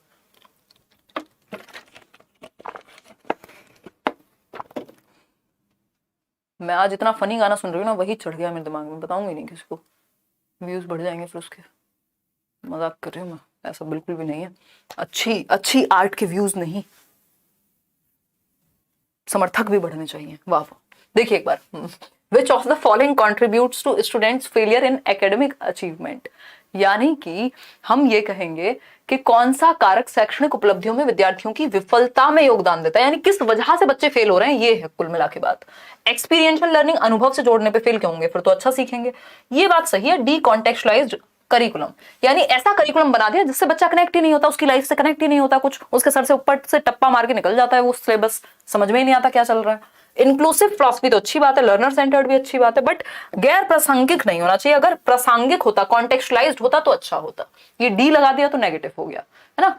अगर हम बात करें, डी एक ऐसा प्रीफिक्स है जो हम देखते हैं, रूट वर्ड्स होते हैं ना, आई थिंक डी लगा दो, इम लगा दो तो खराब सा हो जाता है मतलब, है ना, अन लगा दो तो वही वाला है। डी कॉन्टेक्चुअलाइज नहीं, कॉन्टेक्चुअलाइज्ड होना चाहिए था। आगे बढ़ेंगे, क्वेश्चन नंबर 24 देखिएगा। एज पर एनसीएफ 2005 बच्चे क्या करते हैं, बच्चे डांस करते हैं, नहीं आई मीन सीखते हैं। देखिएगा, आर पैसिव रेसिपिएंट्स, बच्चे पैसिव नहीं हो सकते, बच्चों को निष्क्रिय रखना, पैसिव रखना पाप है, पाप समझते हैं ना, तो निष्क्रिय नहीं रख सकते बच्चे को, तो ये तो गलत हो गया। Don't have the capacity to regulate their learning, भैया बच्चों में सारी क्षमताएं हैं, आप कौन होते हैं बच्चों में क्षमताएं नहीं है ये कहने वाले। चाइल्ड सेंटर्ड एजुकेशन कहती है कि बच्चों में क्षमताएं हैं, है ना। तबस्सुम कह रही है मैम बता दीजिए कौन सा सॉन्ग है, हम भी सुन लेंगे। नहीं तबस्सुम, मेरी बहुत बेइज्जती हो जाएगी, मैं इतने वियर्ड सॉन्ग सुनती हूँ कई बार, हरियाणवी सॉन्ग है, कोई कुल 7-8 लाख व्यूज हैं बस उस पर, बट मतलब गाने के हिसाब से, गाने पे ज्यादा होते हैं ना। तो don't have the capacity to regulate their learning, यानी बच्चों में अधिगम को विनियमित करने की क्षमता नहीं होती, ये बात सही है, मतलब ये बात गलत है। Learn best through rote memorization, रट के थोड़े ना सिखाना है, तो फिर तो ऑप्शन बचा ही डी हमारे पास, तो डी बचा, इसी को टिक कर लेते हैं और समझ लेते हैं कि क्या कह रहा है, क्यों सही है, कैसे सही है ना। कोई कह रहा है थियोरी भी पढ़ाओ, देखो तब सीटेट, हाँ थियोरी पढ़ाई हुई है सारी, कई बार पढ़ाई हुई है, देख लीजिए एक बार यूट्यूब, है ना, लेट्स लर्न देख लीजिए। आप बुक तो रिलीज कर दो अपनी, अपडेटेड 1 साल से वेट कर रही हूँ। अजिताब, ओके ठीक है, समय दीजिए हमको। हिंदी वाले पेडागोजी क्लास नोट्स तो आने ही वाले थे, चलो इस पे भी काम शुरू करते हैं, जल्दी आ जाएगी, सीटेट का सिलेबस उतना नहीं है, कर देंगे। Play active role in construction of knowledge, यानी बच्चा एक्टिवली नॉलेज को कंस्ट्रक्ट करे, यानी बच्चा सक्रिय रूप से ज्ञान का निर्माण करे, इससे बेहतर बात कोई हो ही नहीं सकती। एनसीएफ के अकॉर्डिंग बच्चे को एक्टिव ही रहना है। क्वेश्चन नंबर 25 देखिएगा, जस्ट 5 क्वेश्चन और बचे हैं आपके। In order to teach a concept, यानी एक संप्रत्य पढ़ाने के संदर्भ में a teacher should avoid using, यानी टीचर को क्या प्रयोग करने से बचना चाहिए, डंडे को प्रयोग करने से बचना चाहिए, है ना। समझ पा रहे हो कि नहीं। ये कौन है, जगजीत सिंह कह रहा है कोई, है जगजीत सिंह, सुन रही थी 2 दिन पहले, फिर मेरे आंसू आ गए, फिर मैंने बंद कर दिया, फिर मैंने सोचा आपको कुछ दिन बाद सुनूंगी, है ना, क्योंकि मैं बहुत दिन से जगजीत सिंह वाले ही मूड में थी, ठीक है ना। आजकल आप एकदम खुश होकर पढ़ा रही हो। हाँ रूपा, मैं भूल गई थी खुश होना कुछ दिनों से, तो अभी मैं सीख रही हूँ वापस से। जीन प्याजे क्लियर नहीं हो पा रहा है मैम, कैसे क्लियर करूं, वीडियो देखो सुमन, नहीं तो दोबारा से क्लियर करा देंगे, सब कुछ पढ़ाएंगे, पूरी थियरी पढ़ा देंगे, डोंट वरी। सीडीपी फिर से पढ़ाएंगे आपको, सीटेट से पहले टेंशन नहीं ली, सीडीपी क्या और भी चीजें। देखिएगा, अगर हम बात करें क्या अवॉइड करना चाहिए टीचर को एक कॉन्सेप्ट को पढ़ाते समय, एग्जाम्पलर्स तो अच्छी बात है, उस संप्रत्य से जुड़े उदाहरण दो भर के।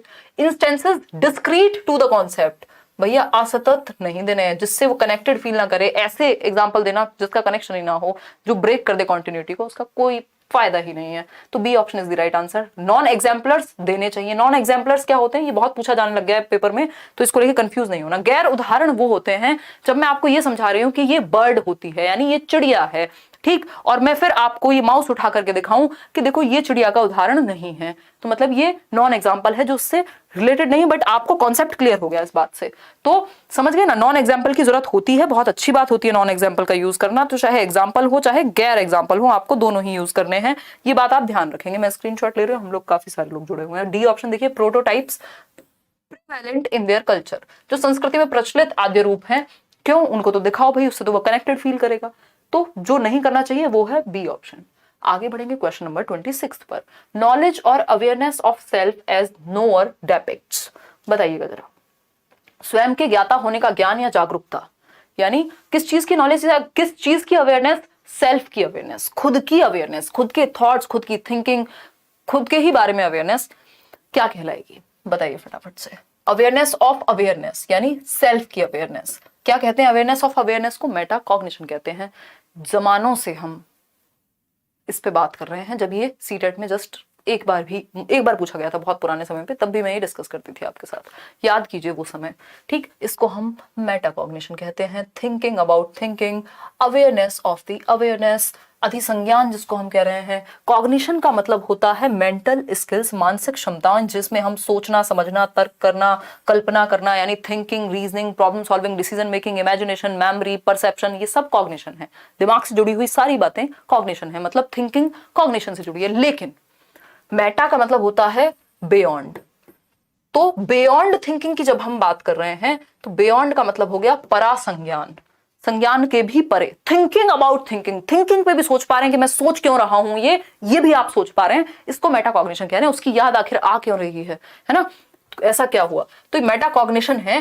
ठीक, कि आप प्लान कर पा रहे हैं, रिव्यू कर पा रहे हैं, कंट्रोल कर पा रहे हैं, अपनी रिफ्लेक्ट कर पा रहे हैं अपने ही चिंतन पे, दिस इज मेटाकॉग्निशन। इस पे अलग से भी एक वीडियो हम लोग करेंगे, अभी मैंने सीटेट के बैच में बताया भी था वैसे कल परसों। चलिए खैर आगे बढ़ते हैं। निमोनिक होता है छोटा रूप, मिसकंसेप्शन होता है गलत भ्रांति, या मोटिवेशन अभिप्रेरणा को कहते हैं। आगे बढ़ेंगे क्वेश्चन नंबर 27 पर, 3 क्वेश्चन और बचे हैं। देखिएगा क्वेश्चन नंबर 27 है, देखो थोड़ा सा टाइम निकाल के आया करो क्योंकि 30 क्वेश्चंस हैं और आपको एक्सप्लेनेशन चाहिए। और ये 30 क्वेश्चन ऐसे नहीं है जिसमें ये बहुत ही छोटे छोटे क्वेश्चन हो, ये पेडागोजिकल क्वेश्चंस हैं, कॉन्सेप्चुअल क्वेश्चंस हैं, ये बड़े होते हैं, पढ़ने में भी टाइम लगता है। आप खुद भी बैठ के पढ़ेंगे ना तब भी 30 क्वेश्चन 30 मिनट में शायद ही कर पाएंगे।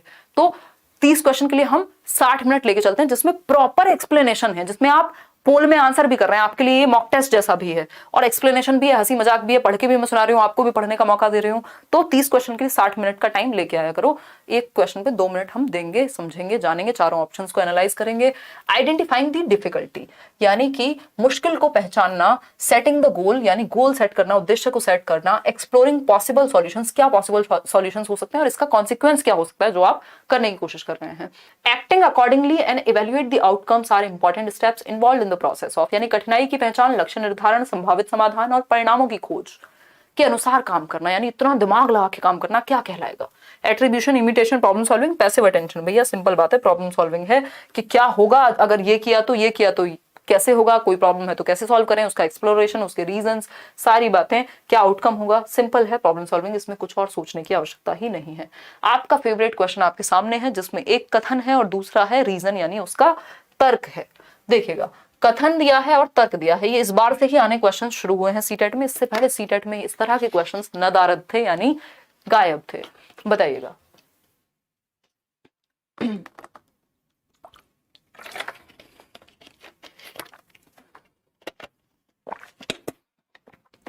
कौन सा वर्ड वाला क्वेश्चन पूछ रहे हो भाई। देखिएगा क्वेश्चन नंबर 28 है, इसका रीजन है अभिकथन है, exploring and discussing misconception in meaningful in teaching learning process, यानी शिक्षण अधिगम प्रक्रिया में भ्रांतियों की खोज और चर्चा करना, यानी जो भी मिसकंसेप्शंस हैं आपकी टीचिंग लर्निंग प्रोसेस में उनको ढूंढना। बिल्कुल अच्छी बात है, ये तो बहुत ही प्यारी बात है, करना चाहिए। टीचिंग लर्निंग प्रोसेस का काम है कि कहाँ पे मिसकंसेप्शन बना है बच्चों के दिमाग में, है ना। कोई दिक्कत, कोई परेशानी नहीं। मॉक टेस्ट फ्री है, बिल्कुल फ्री है, फ्री है मॉक टेस्ट करियर पे, किसने कहा पेड है। रीजन है इसका, it gives students opportunities to think about the reasons behind those misconception and it is helpful in leading deeper investigations, यानी यह विद्यार्थियों को उन भ्रांतियों के बारे में सोचने का अवसर देता है और गहन जांच का नेतृत्व करने में सहायक होता है। यानी अगर आप मिसकॉन्सेप्शंस को भी इंपॉर्टेंस देंगे कि अगर बच्चे को कहीं कोई भ्रांति हो गई, कोई मिसकॉन्सेप्शन हो गया है, कोई मिसअंडरस्टैंडिंग हो गई, तो वो डिस्कस करे उसको क्लास में। इससे क्या होगा, इससे ये क्लियर हो जाएगा, डीपर थिंकिंग उसकी हो पाएगी। बिल्कुल सही रीजन है, दोनों बातें अच्छी लग रही हैं हमें तो। Both A and R true and R is the correct explanation of A, बिल्कुल सही बात है, दोनों ही बातें सही हैं, उसका रीजन भी सही है, स्टेटमेंट भी सही है। सेकंड लास्ट क्वेश्चन पे फाइनली हम आ गए हैं, बहुत ही मेहनत और शिद्दत और संघर्ष के बाद, 1 घंटे से लगातार बोलने के बाद, उससे पहले भी क्लासेस चल रही थी। Students are likely to feel boredom, यानी बच्चे जो हैं वो कब बोर्डम महसूस करेंगे, कब बोरियत महसूस करेंगे। अभी आप 1 घंटे से जुड़े हुए हैं, क्या आपको बोरियत महसूस हुई, बताओ जरा, कमेंट करके बताओ फटाफट से, हुई? ऐसे विद्या रानी की कसम है आपको, सच सच बताना। ये करते थे ना हम बचपन में, करते थे कई लोग। खैर हमारे घर वाले कमाल थे, हमारे घर वालों ने हमें कसम खाने की इजाजत नहीं दी जीवन में कभी, है ना। तो हमारे सपने पूरे नहीं हो पाए, हमारे यहाँ पे कसम खाना रेस्ट्रिक्शन थी, है। हमारे यहाँ एक भ्रांति अलग थी, कसम झूठे लोग खाते हैं, हम कसम नहीं खाएंगे। देखिए एक बार फटाफट से बताइए, एक बार अगर हम बात करें तो बताइए फटाफट से कि बोर्डम कब फील होगा बच्चों को। पहला ऑप्शन है एक्टिविटी इज नॉट वैल्यूड, जहां गतिविधि को महत्व नहीं दिया जाएगा, यानी टीचर ही एक्टिव नहीं है या बच्चों को एक्टिव नहीं किया हुआ, एग्जाम्पल्स इंटरेस्टिंग नहीं है, क्लास इंटरेस्टिंग नहीं है, तो बोर हो जाएगा जब एक्टिविटी की कमी है। बिल्कुल सही बात है। वेयर एक्टिविटी इज वैल्यूड, जहां एक्टिविटी वैल्यू होगी वहां बोर क्यों होंगे बच्चे, वहां तो मजे आएंगे। Success is achieved, success achieve होने पे कौन बोर होता है, मजे करते हैं लोग, आगे बढ़ना चाहते हैं, है ना, मजा आ रहा, चलिए बस मजे चाहिए, ठीक है ना। फिर आते हैं डी ऑप्शन पे, सक्सेस इज डिजायर्ड, जहां पे आपकी इच्छा होती है सफलता पाने की, कि पेपर में नंबर आएंगे, पढ़ेंगे, है ना, यहां से हुआ है बहुत सारे लोगों का, पढ़ेंगे पढ़ेंगे पढ़ेंगे। तो गतिविधि को महत्व न दिए जाने पर, ठीक, अगर आप एक्टिविटी सेंटर्ड क्लासरूम नहीं है, बोरिंग हो जाएगी क्लास, सिंपल बात। आगे बढ़ेंगे, क्वेश्चन नंबर 30 है, आज के लिए आखिरी सवाल है ना। फिर हम कल मिलेंगे कुछ और सवालों के साथ। जीवन में सवालों का जवाब ढूंढना जरूरी है। Which of the following is an inappropriate way of using feedback as a motivator, यानी एक अभिप्रेरक के रूप में आपके लिए फीडबैक क्या मायने रखता है, बताइए। मतलब जैसे अभी मैंने पूछा कि क्या आप बोर हो रहे हैं, ये फीडबैक मिला मुझे आपसे कि आप बिल्कुल बोर नहीं हो रहे हैं, जो हो रहे हैं वो सो गए हैं, ठीक। एजे खान फ्रॉम बिहार, अगर इस बार मैं सीटेट पास नहीं हुआ तो पापा हमको बुलेट नहीं दिलाएंगे। यार ये कौन से पापा जी हैं जी आपके, आजम खान, एजे खान, जो आपको सीटेट में पास होने में बुलेट दिला रहे हैं? यार कमाल है, पिताजी तो आपके बहुत ही बढ़िया। हमारे पिताजी ने हमको 5 रुपए का पेन नहीं दिया था सीटेट पास होने में, आपको बुलेट मिल रही है? हद हो गई। मैं बहुत जेलस हूँ आपसे। खैर सीटेट में पास आप हो जाएंगे, अगर आज से जितनी भी वीडियो सीटेट तक आएंगे सिर्फ वो भी आप देख लेते हैं अच्छे से, इनफ हो जाएगा। सीटेट आपका कोई नहीं रोक सकता। लिख के ले लीजिए, लिख के लीजिएगा, अफसोस करेंगे अगर नहीं देखेंगे तो, ठीक है। देखिए खैर क्वेश्चन नंबर 30 देखिएगा, निम्नलिखित में से कौन सा तरीका प्रतिपुष्टि को प्रेरक के रूप में उपयोग करने का अनुचित तरीका है? ध्यान से पढ़िएगा, हिंदी में मैंने कुछ और लिखा है, देखिएगा। लिखा है which of the following is an inappropriate way of using feedback as a motivator, यानी कौन सा तरीका सही नहीं है फीडबैक को यूज करने का। अगर आप बच्चों को मोटिवेट करना चाह रहे हैं तो कौन सा तरीका सही नहीं है, बताइएगा फटाफट से भास्कर। और वो आधी बुलेट मुझे दे दीजिएगा, कुछ दिन मैं चलाऊंगी जब आपकी बुलेट आ जाए।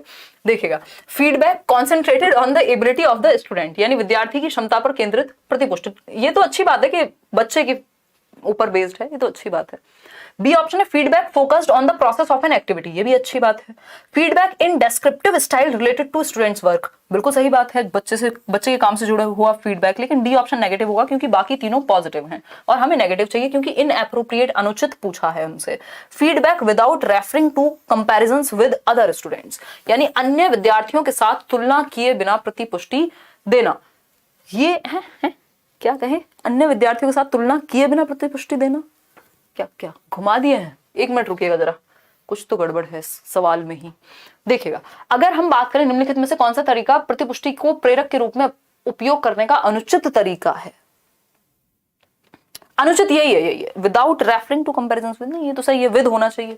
Feedback concentrated on the ability of the students, विद्यार्थी की क्षमता पर केंद्रित feedback. Focused on the process of an activity, focused feedback in descriptive style related to students work. सब तो सही है, क्या दिक्कत आ रही है यहाँ पे? ये ना, ये विद या विदाउट वाला चक्कर होगा, इसको डी कंसिडर कर लेना। एक बार मैं क्वेश्चन चेक कर लूंगी, हो सकता है पेपर में गड़बड़ हुई हो, कल हम इसको डिस्कस कर लेंगे एक बार, तो क्योंकि हो सकता है हमारी टाइपिंग में मिस्टेक हुई हो और मैंने चेक किया नहीं है, तो इसको आप स्टार मार्क करके रख लेना, अभी के लिए डी मार्क कर लेना। ये विदाउट होना चाहिए कि अन्य विद्यार्थियों के साथ तुलना किए बिना की जगह हो सकता है कि करके प्रतिपुष्टि देना और समथिंग, तो अभी इसको आप मार्क कर लीजिएगा। अब वैसे भी हम इनफ थक चुके हैं, कल मिलेंगे। आउट ऑफ 30 कितने ठीक हुए हैं वो आप बता दीजिए, या 29 में से भी बता सकते हैं। अगर आप सीटेट की तैयारी कर रहे हैं और बैच में एनरोल होना चाहते हैं, बाकी सभी टीचर्स अलग अलग सब्जेक्ट पढ़ाएंगे, मैं सीडीपी, तो करियर लैब डाउनलोड कर सकते हैं। पेडागोजी डिटेल में पढ़नी है, लाइव प्लस वीओडी बैच में एनरोल हो सकते हैं। अभी दशहरा से दिवाली तक आपका एक डिस्काउंट भी चल रहा है, ये आपको टेलीग्राम पे पीडीएफ फ्री मिल जाएगी। आउट ऑफ 30 क्वेश्चन आपने कितने ठीक किए वो आप बता सकते हैं। लास्ट वाला क्वेश्चन छोड़ दीजिएगा क्योंकि अभी मुझे कुछ काम है, तो अब इससे ज्यादा हम क्लास नहीं दे पाएंगे। 28, 27, 20 अच्छे क्वेश्चंस थे ना, मजा आया। पीडीएफ मिलेगा, टेलीग्राम पे मिलेगा, कुछ पीडीएफ एक साथ ही देने हैं, मुझे लग रहा है कई सारे पीडीएफ इकट्ठे हुए हैं। चलिए कल मिलेंगे 9 बजे, मजे करेंगे, बहुत कुछ सीखेंगे, आग लगा देंगे, है ना, मतलब लिटरली नहीं, मेटाफोरिकली आग लगाएंगे। कई लोग सच में ही माचिस लेके बैठ जाएं, है ना। चलिए फिर बाय बाय, टेक केयर, कल मिलेंगे, गुड नाइट। बहुत अच्छा लगा, कल भी आइएगा, समझेंगे।